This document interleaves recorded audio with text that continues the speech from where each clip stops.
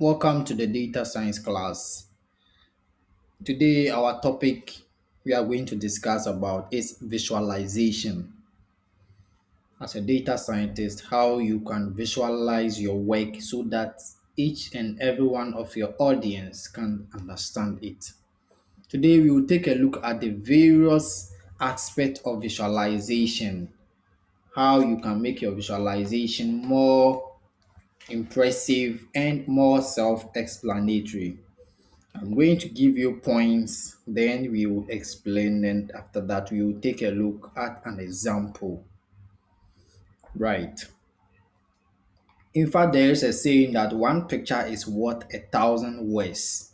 They say it based on what we saw on the previous lesson. We will tend to agree that, however, there are few things to pay attention to ensure that your visualization is understandable and straight to the point. When I talk about visualization, is this is the I think the stage whereby you need to show the results of your analysis and your conclusion to your audience or to your presentation team or to your management, those who require to hear something from you from the data that has been given to you. The first thing you have to put in mind is you need to choose your color purposefully. You will need to choose your color purposefully. In fact, when you are bringing out your visualization, you don't have to choose any color. The color you are going to choose, make sure the color is so much better that is not going to confuse your audience. If you tend to choose a color that's more brighter, you must have an explanation to that. You must know what you are doing. Don't take it like you are taking a color to appease your audience. No, this is a data you are presenting, it's an analysis you are presenting. We don't appease, you are presenting a fact. Make sure you choose your color purposefully. If you want to use a color, let me say throughout one color throughout, that's advisable. But using different colors meant something different. For example, you are representing a bar chart of let me say an amount of rainfall falls in 5 consecutive days. Here we are focusing on the amount of rainfall that falls in these 5 consecutive days. Here, if you tend to use one color, it's advisable. So you make all your bar chart red or blue or black. But if you tend to use a multicolored in your mind that you are going to appease or your visualization is going to be attractive, note that your audience are not going to get what you are trying to do, even though it's in your mind that it's very understandable or easily understood. But take note, we all have different thinking ability. Make all your color one color and straightforward, understandable. The next point you have to take in mind is color blindness. Color blindness. In fact,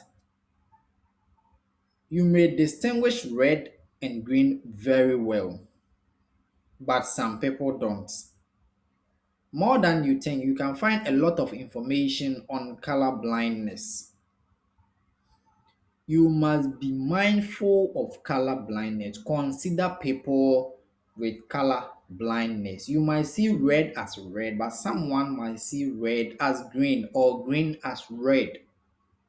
Whenever you are doing your visualization, consider this color blindness audience because they might get confused when you mix these two colors together. The next thing you are supposed to take note is your font's readability. You must use a font which is easily readable, easily understood, easily can be referred to. A font that is official.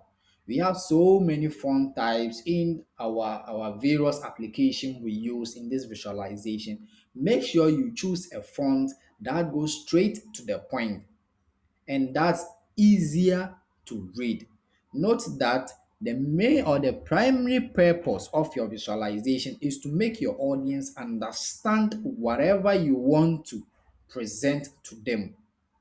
Make sure your font is readable, nice font so that and it actually tells straightforward to your users what you actually want to tell to them.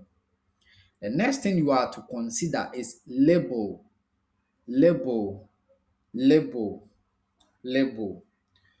Even though they say an image is worth 1,000 words, but words do help. Your especially your graphs should always have a title. So we know what we are looking at. You see, we have the X and Y axis should have labels. Otherwise, they could be anything. You should also provide a legend if you use colors and patterns so that we know what they refer to. In fact, sometimes you might be presenting your visualization in a graph. Then in a graph, maybe you've added some small portion to it, some small icon or something. You must always bring a legend or a key down the graph to explain that thing to your audience. Don't assume they will automatically understand it. Bring title for your graph, label your graph, your Y and X axis, and bring legend for any uncommon feature you add to your graph. Okay, in fact, when you are representing your information on a dashboard, dashboards comes in so many types and we have so many features on a dashboard. What are the important tools that can help us see some of these dashboard? We have business intelligence tools you can use to actually clean, explore, and visualize your data and build dashboards without requiring any programming language. Such tools are Tableau, Looker, or Microsoft Power BI. In our next meeting, we are going to learn how to use Microsoft Power BI to actually visualize our data.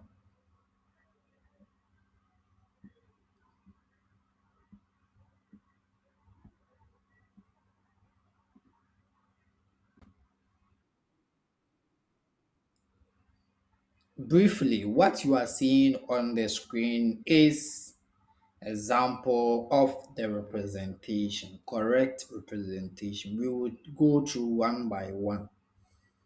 The first one, A, refers to the page visit by users, in fact, according to their age. So here the person actually represents, so what we talked about represented the whole graph with one color. The person considered the audience, represented everything with one color, and made sure brought the axis, labeled it, very nice, and brought the numbering. So here, even though the person is not here with us, but we can actually understand this graph. So we can know the graph is about page visit length by age. So the average length visit by this age. So it says from the first one, we can say, in fact, from age 1 to 18, their page visit length is between 10 and 15. In fact, age 18 and 25, theirs is here. 25 and 35 is here. 35 to 45 and 45 and above is here. So you can see here the person has made it so simple that even though he or she is not around to explain vividly to us, we can actually understand it. Let's move to the B. This is a broad representation of a visualization. So with this visualization, The person or the data scientist trying to tell us, in fact, the total visit today is 35K. Just straightforward, clear, big, clear font, everything is on point. It's trying to tell you 35K or 35,000 people versus today. No necessary coloring, no styling fonts. It's just clear, big, and self-explanatory and simple. You can straightforward understand this. Now, when you go to the C, it says monthly active users. Here too, you can see it's very simple. So we represent it with, in fact, the numbering, the axis, the dates under it, and trying to tell us the monthly visit by each of the users. Very simple and self-explanatory. When we move to the D1, it tells us about web traffic source. Web traffic source. Here it's trying to tell us, so here you can see a lot of colors. Now, see the difference.